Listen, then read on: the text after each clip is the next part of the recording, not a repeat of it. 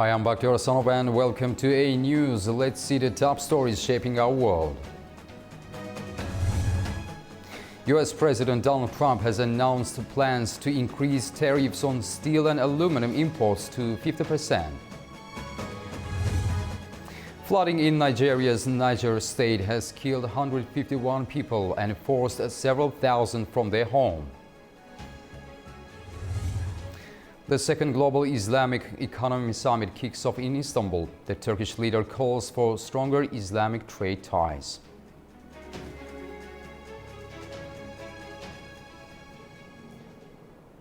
US President Donald Trump plans to increase tariffs on steel and aluminum imports to 50% effective as of the 4th of June. This doubles them from the current 25% announced in February. New tariffs would apply to millions of tons of steel and aluminum imports from Canada, Brazil, Mexico, South Korea and other countries. US President Donald Trump has announced plans to increase tariffs on steel and aluminum imports to 50%. In February, Trump raised the tariff rates to 25% in one of his first moves to aid the struggling industries. Now he's doubled them in what he believes will secure the steel industry. We are going to be imposing a 25% increase. We're going to bring it from 25% to 50%, the tariffs on steel into the United States of America, which will even further secure the steel industry in the United States. Nobody's going to get around that. So we're bringing it up from 25%, we're doubling it to 50%. The US president says the move is meant to boost the local steel industry and national security while reducing reliance on China. If you don't have steel, you don't have a country. You don't have a country. You can't make a military. What are we going to do? Say, let's go to China to get our steel for the army tanks and for the boats and ships. A strong steel industry is not just a matter of dignity or prosperity and pride. It's above all a matter of national security, and it is.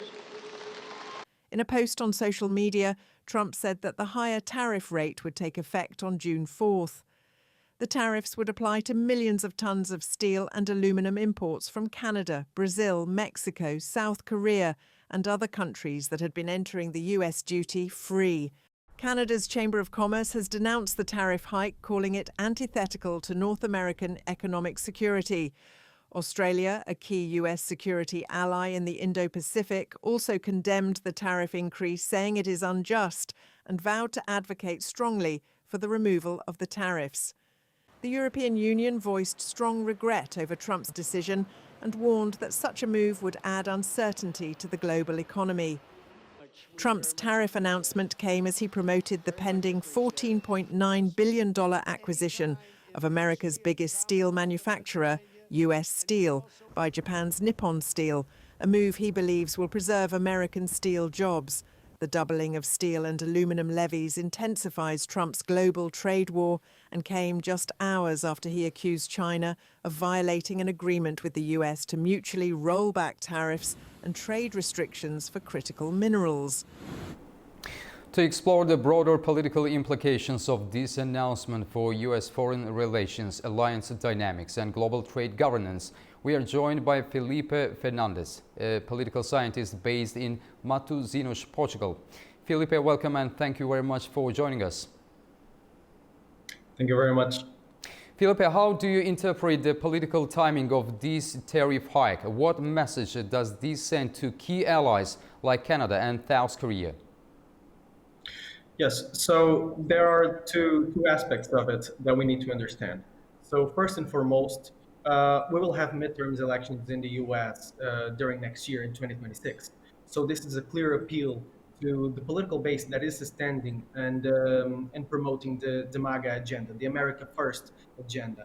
And this is, if we pay even more attention, a continuing and deepening of Trump's first term policies between 2017 and 2020 or 2021, if we want. Now, another aspect of the political timing is that, for instance, for strategic partners and strategic allies in the international stage, like Canada and South Korea, they have something in common. And we can add Germany, for instance, in this conversation. We are talking about massive countries, countries that belong to the G7 group, for instance, the G20 group. So they're some of the most important economies in the world that are changing governments. So the Trump administration intention with this tariff hike is to actually influence the decision-making process of new governments that are being formed in Canada, South Korea, Germany, and so on. So it is a matter of influencing internal processes of these U.S. allies. Now, it has some message to these allies that do not necessarily work as a good way for the Americans.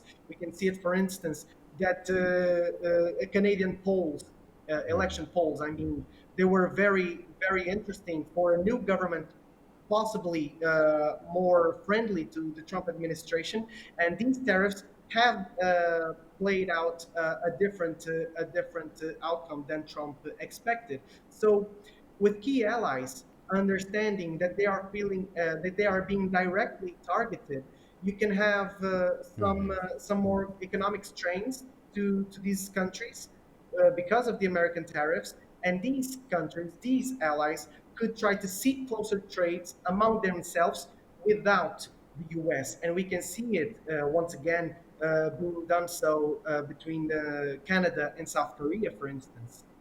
Felipe, how do these tariffs fit into Trump's broader vision of America First foreign policy, and what kind of global order is he implicitly promoting through such economic nationalism? So this is a clear and direct extension of Trump's America First choices, of course. We can see a prioritization of domestic industries over international cooperation and over multilateral trade norms that have been played out for the last 3 decades or so, and it is a top priority for the Trump administration to reduce the U.S. dependency on foreign manufacturing, and this intention of reindustrializing jobs at home at U.S. soil. So these are, if I may, from my perspective, the two main goals of Trump administration. Now, the global order that is being promoted is clearly changing from the one that has been played out for the last 3 decades, as I just mentioned. It is moving towards a more fragmented and multipolar economic and diplomatic system, if you would like, with these transactional and national first relationship, as you mentioned, with this economic nationalism. Yes. Now, of course, what we are seeing is that diplomacy and relationship and alliance building is led by momentarily and strategic interests, and not so much based on values and principles as they were being promoted after World War II. Now, of course, this undermines international institutions and seeks to prioritize the nation state, something clearly distant from what has been played out in the international stage.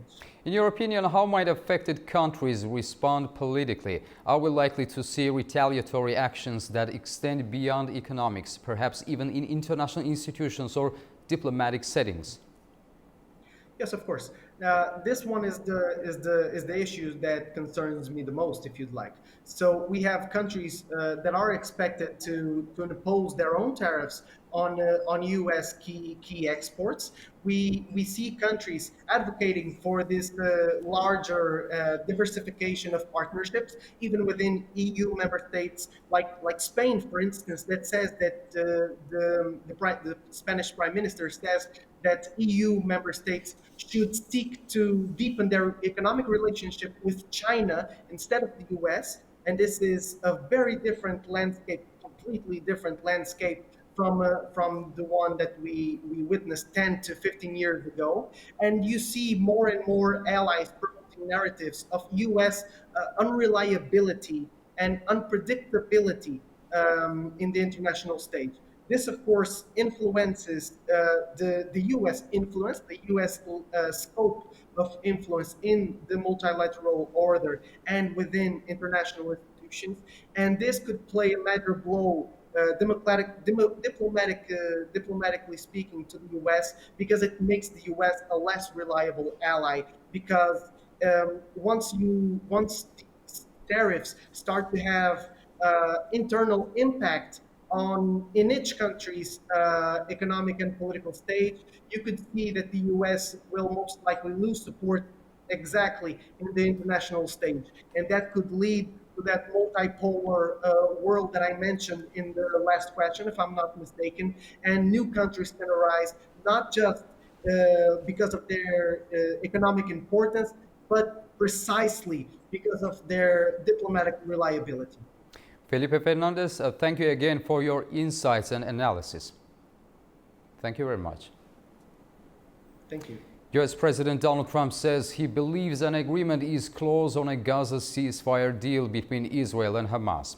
His statement comes as the U.S. proposed a 60-day ceasefire plan that includes sending humanitarian aid to Gaza. The plan also includes releasing 28 Israeli hostages, both alive and dead, in the first week in exchange for 1,236 Palestinian prisoners and the remains of 180 others. Israel has accepted the deal, while Hamas says it is seeking to make amendments, particularly regarding the timing of the hostage release, aid delivery, and the withdrawal of Israeli forces. Great nation, but we can't have they cannot have a nuclear weapon. It's very simple, and I think we're fairly close to a deal. Asia's premier defense summit, the Shangri-La dialogue, is underway in Singapore, bringing together top military leaders and diplomats from around the world. The focus is on growing regional and global security challenges, with rising concerns over China and Russia topping the agenda. The Shangri-La dialogue is a key platform where defense ministers and senior officials gather to address Asia's most pressing security issues. This year's summit features representatives from the European Union, Japan, Australia and the United States. China's defense minister did not attend, sending only an academic delegation.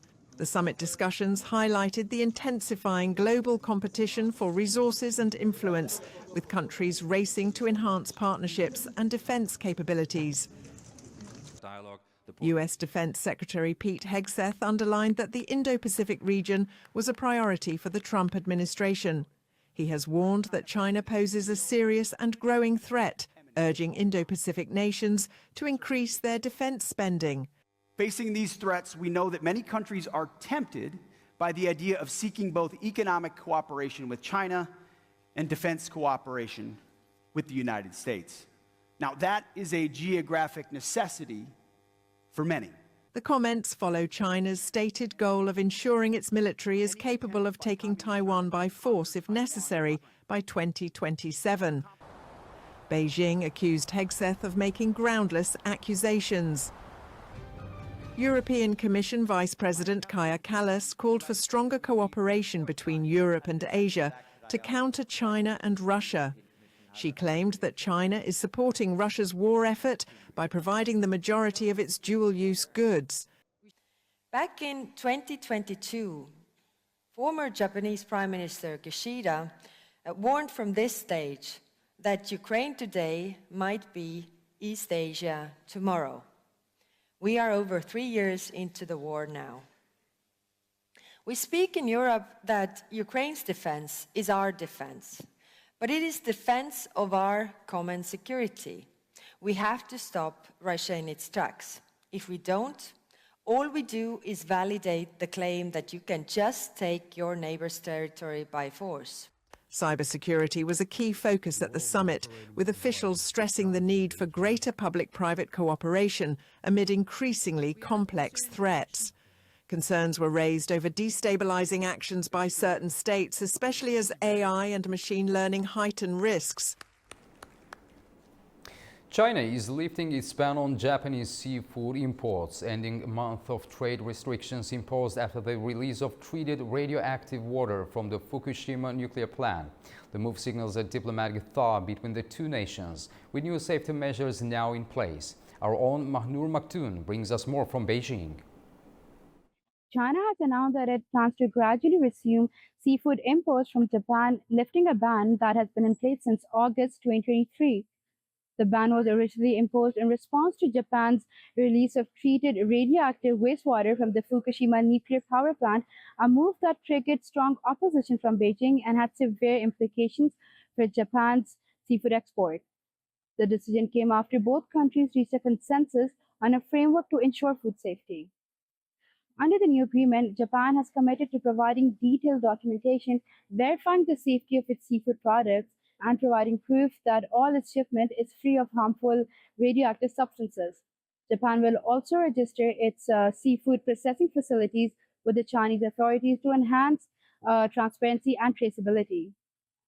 The resumption of trade will be phased, starting with imports outside of the Fukushima region and subject to scientific evaluation and risk assessment. Before the ban, China was Japan's biggest market for seafood export, purchasing over $500 million worth in 2022.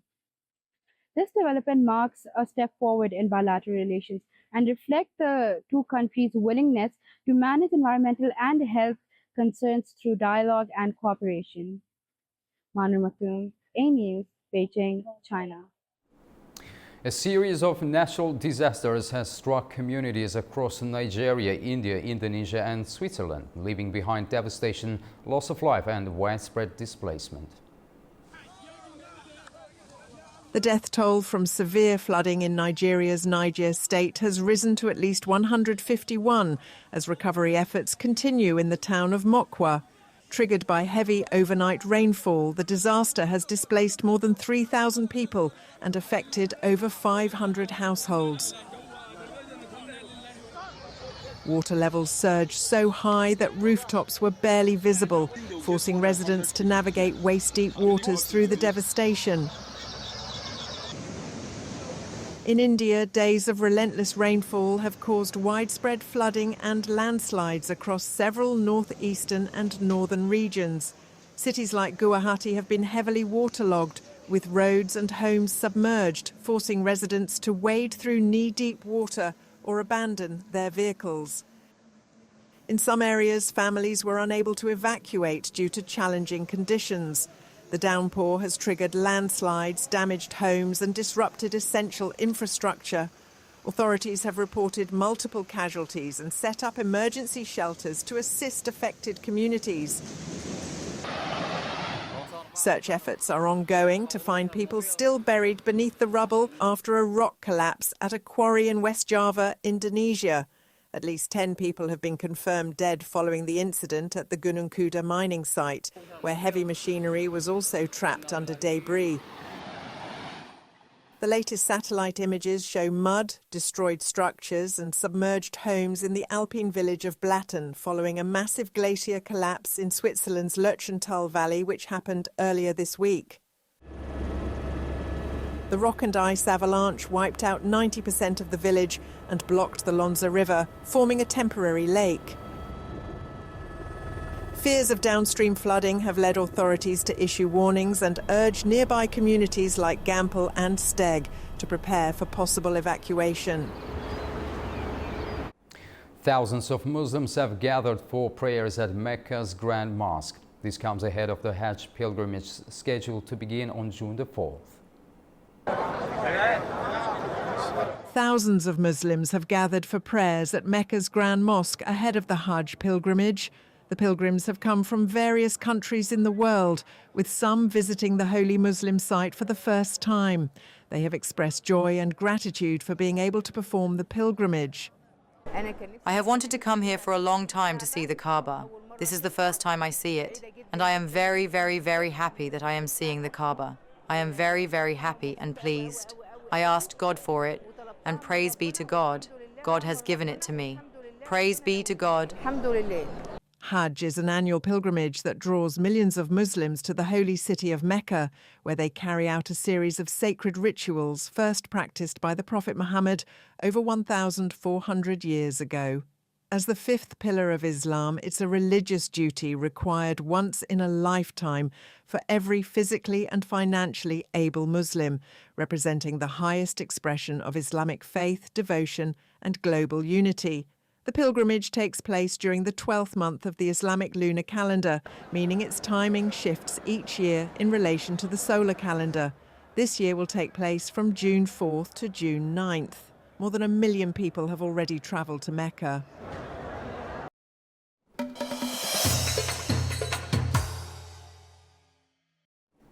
The Muslim world holds vast untapped economic potential. That was the key message delivered by Turkish President Recep Tayyip Erdogan at the second Global Islamic Economy Summit in Istanbul. Erdogan urged deeper cooperation among Islamic countries in trade, finance and investment, while also highlighting Turkey's ambition to make Istanbul a leading hub for Islamic finance. Turkish President Recep Tayyip Erdogan on Friday highlighted the Muslim world's underperformance and untapped economic potential, urging for greater intra-Islamic cooperation in trade, finance and investment. Addressing delegates at the second Global Islamic Economy Summit in Istanbul, Erdogan emphasized the disparity between the Muslim world's demographic weight and its economic clout. Dünya nüfusunun %25'ini oluşturuyoruz. Muslims account for 25% of the world's population, yet Islamic finance assets total only about $2.5 trillion. The Organization of Islamic Cooperation, which is the largest international organization after the United Nations, consists of 57 member countries. However, their share in global trade is only around 11%. In terms of population, we represent 25% of the world, yet our contribution to the global economy is approximately 9%. As the Islamic world, we must maximize our trade, investment, financial cooperation and collaboration opportunities. Ve işbirliği imkanlarını en üst düzeye çıkarmamız gerekiyor.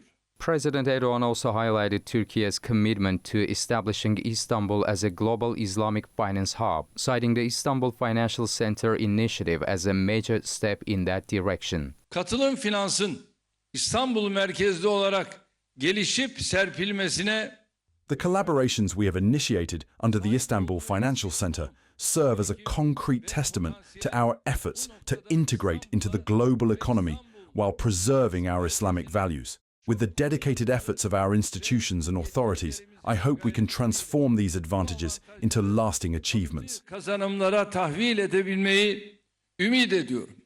The second Global Islamic Economy Summit brings together high-level officials, experts and private sector representatives. The gathering is focused on increasing operational efficiency, encouraging innovation, strengthening risk management, promoting financial participation and supporting cooperation among industry stakeholders by developing a deeper understanding of Islamic principles. Kazakhstan has hosted the very first Central Asia-Italy summit in capital Astana. The high-level gathering focused on boosting trade, investment and strategic cooperation between Italy and 5 Central Asian nations. For the first time, leaders from Kazakhstan, Kyrgyzstan, Uzbekistan, Turkmenistan, Tajikistan and Italy came together under one roof in Astana. The summit aimed to deepen regional ties and explore new opportunities in trade, energy and connectivity. Kazakh President Kassym-Jomart Tokayev underlined Italy's growing role in the region. And it's not coincidence that Italy has become the third largest partner of Kazakhstan in the world, and Italy is number 1 in Europe. So I believe that we should keep momentum of and high dynamic of our mutual cooperation, and of course your visit will be playing a very important role in terms of giving impetus to further developing multifaceted cooperation between both states. At the summit, Tokayev proposed opening an Italian trading house in Almaty and launching a B5 Plus Italy dialogue platform to bring businesses from Central Asia and Italy together. Italian Prime Minister Giorgia Meloni called Kazakhstan a key partner for Italy, especially in areas beyond energy. Kazakhstan is a partner that for Italy is important for lots of domains. And our cooperation has always been a very, very good one, but as I was saying yesterday, there is always room to do better. Yes. From energy until what I consider very important, which is culture, the exchanges between our universities, our people. The summit follows months of strong diplomatic activity. In just over a year, both leaders have exchanged visits, pushing trade to $1.3 billion in 2024. With over $15 billion in Italian investment and nearly 300 Italian companies now operating in Kazakhstan, both sides say the time is right to expand their strategic partnership, backed by new agreements signed at the summit. As Central Asia becomes a key player between East and West, Kazakhstan is deepening ties with Europe. Earlier today, Nurbalat Nushanbayev, expert in international relations, shared with AnewZ his insights on Kazakhstan's growing partnership and the significance of this new platform for cooperation. Definitely, for Kazakhstan, European partners are taking greater importance in the last few years. So yesterday in Astana, we have had the first Central Asia plus Italy summit. So the relations between Central Asia and Italy definitely will reduce the depending on Russia and on China for the long term. So for now, we see on the relations between Italy and Kazakhstan, primarily the main sectors are logistics, investment, and energy sectors. But I hope those two countries should expand their relations on education, on culture, and many other sectors. Because historically, between Astana and Rome, they used to be the two parts of this Great Silk Road. So therefore, I think in 2025, it's a time to renovate those old logistical hubs. So connecting Europe and between East and West. So therefore, the role of Italy, besides Brussels, besides the European Union as a state, is very important in terms of logistics for the whole Central Asia, including Kazakhstan. Azerbaijan and Uzbekistan have taken important steps to strengthen their judicial cooperation. During an official visit to Uzbekistan, Azerbaijan's Minister of Justice Farid Ahmadov met with his Uzbek counterpart Akbar Tashkulov to discuss ways to expand their ties between their countries' legal systems. They signed a cooperation program for 2025 to 2026 between the two justice ministries. The agreement includes joint efforts in legal training, digitalization of judicial services, legislative reforms, notarial practices, and forensic expertise. Georgia's new Foreign Agents Registration Act officially comes into force today, changing the country's political and legal rules. The law punishes people involved in Georgia's politics who receive foreign money and work for foreign interests with up to 5 years in prison. Those who do not follow it can be called foreign agents and face criminal charges. Fundraisers for foreign groups are also included, but registered media are exempt. Fines range from $1,800 to $3,600. The Anti-Corruption Bureau will enforce the law. It follows the earlier law on the transparency of foreign influence, which came into force in August 2024 and sparked mass protests across Georgia. Georgian Prime Minister Irakli Kobakhidze has described his recent meeting with U.S. Senator Steve Daines as fruitful and potentially transformative. Kobakhidze underscored the uniqueness of the meeting, calling it a step toward resettling bilateral ties with Washington. To explore what this means for Georgia and the wider South Caucasus, I'm joined now by Dr. George Michetlishvili, Associate Professor at the European University in Tbilisi. Dr. Michetlishvili, welcome to the program. Good evening. Thank you very much for the invitation. Dr. Michetlishvili, how would you assess the strategic importance of the recent meeting between Senator Daines and Prime Minister Kobakhidze? Well, indeed, it's difficult to overestimate the importance of the meeting, given that for several months, for almost a year, the relations between the United States and Georgia have been very, very tense. So this meeting is a sign that maybe we are on the brink of this thorough reshaping and the reboot of the relations, something that the Georgian dreamt, okay, this play on words, since Donald Trump came to power. But since there are so many burning issues internationally, so kind of now the turn to Georgia came only now. There is one Megobari Act, the so-called friendly act, right now between the House and the Senate, something that not to the liking of the Georgian authorities, but also there are signs that there are other channels of communication. About a month ago, the ambassador met with the foreign minister, something which would be unimaginable 5 or 6 months ago. Now there is this visit, which shows that maybe again, so that's there are some conditions, and it seems that too much bad blood has been spilled between the countries, so that it will require time, it will require effort, and most importantly, political will. But it seems that, that something is thawing in this regard. Washington's re-engagement comes at a time of heightened geopolitical uncertainty. What message does this send about the U.S. priorities in the South Caucasus? Well, it seems that South Caucasus is obviously a very important region, and I think you should be underlined that it is important as a region. Single country, Georgia, don't account too much. Well, we see over the final 2 decades this strategic comprehensive cooperation between Azerbaijan and Georgia in Turkey, which ensures energy security and transportation between East and the West, being located pretty much in the middle of Eurasia. I think the potential is enormous.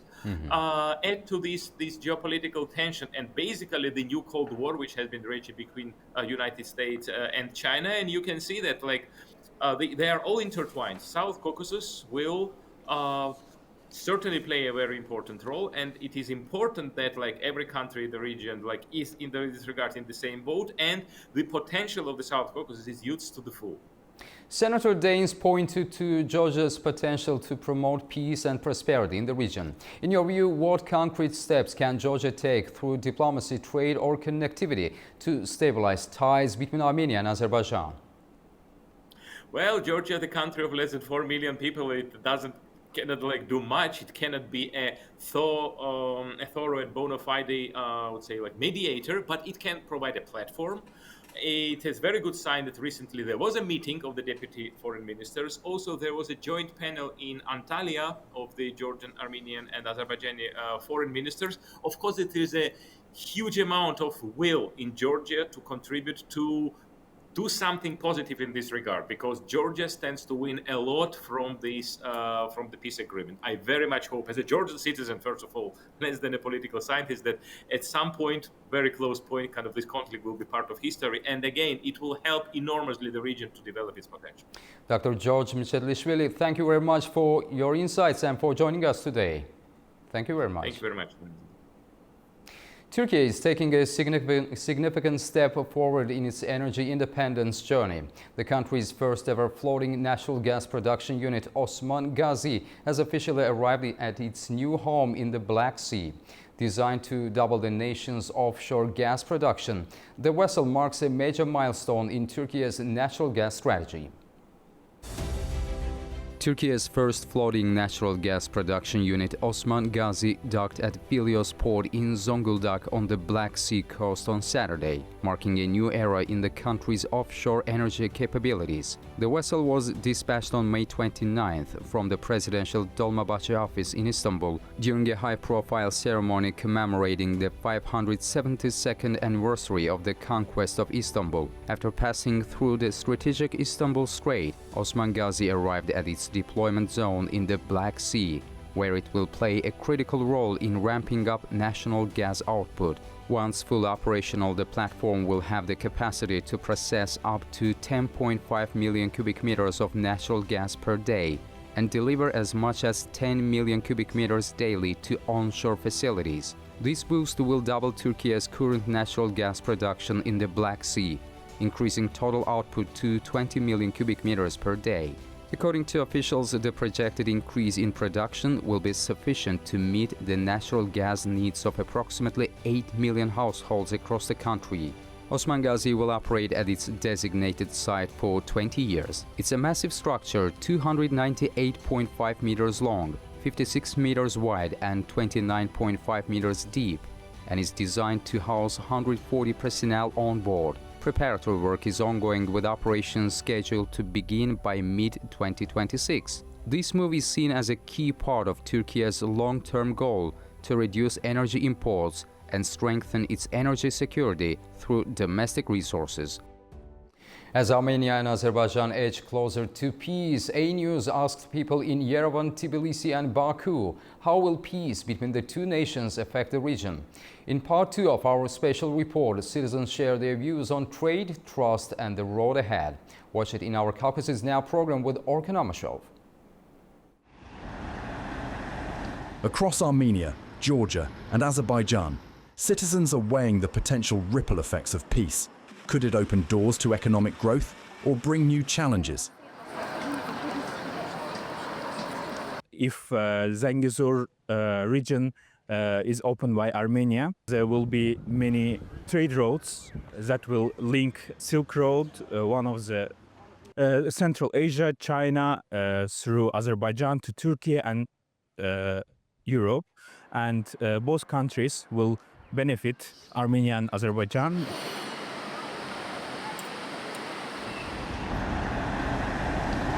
I think it could bring more travel, job, and trade opportunities around South Caucasus. Also, this peace could make region more stable, attracting new investments and opening doors for new relationships. From corridors to cooperation, many see peace as the key to unlocking regional development. Մենք պետք է շփվենք, որ զարգանանք։ Կարևոր որ սա հանրապետությունները պետք է զարգանան։ Իմ կարծիքով շփումը շատ մեծ նշանակություն ունի, թշնամություն պետք չէ լինի։ But others warn the political legacy of conflict still casts a long shadow. Շատ վատ է անդրադառնում, շատ վատ է անդրադառնում։ Մեծ խաղացողներն են ներգրավված, ոչ մի հեռանկար չի տալիս տարածաշրջանին բնականon հանգիստ ընթացք ունենալու։ I think it will affect Georgia not in a good way, because most of the traffic of the goods and everything for now was passing through the Georgia because of this conflict, and now it means that we will be no more needed. Generational change may be the key to breaking the cycle. So I think maybe not our generation, but the next generation will be free of these prejudices and their thoughts. And I would love to feel free everywhere where I go. So that's why hopefully the future will be bright for everyone. Война это плохая вещь.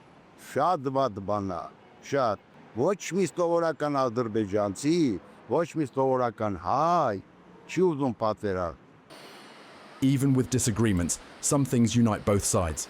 A desire for normalcy, stability, and a more hopeful future. I think only positive, because peace is always making a good and positive impact on not only both sides, but also in whole region. That's my point of view. Իհարկե վադա, պետք է խաղաղություն անպայման, լարվածություն պետք չի ոչ մեկի։ Հարավային Կովկասում լարվածություն պետք չէ երբևիցե։ From Tbilisi to Baku and back to Yerevan, one message is clear.